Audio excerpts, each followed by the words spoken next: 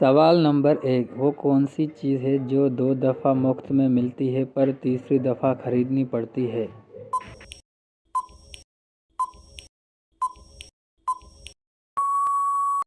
اور اس کا صحیح جواب ہے دانت۔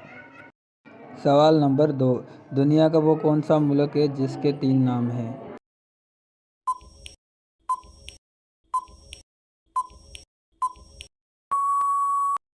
اور اس کا صحیح جواب ہے بھارت، انڈیا، ہندوستان۔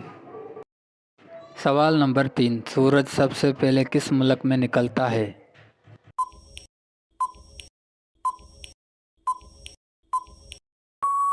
اور اس کا صحیح جواب ہے جاپان۔ سوال نمبر 4، وہ کون سا جانور ہے جو زبان سے اپنے کان صاف کرتا ہے؟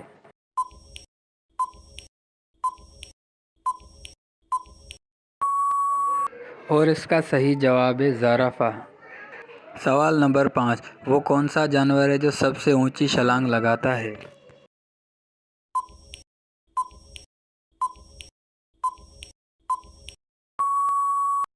اور اس کا صحیح جواب ہے کینگرو۔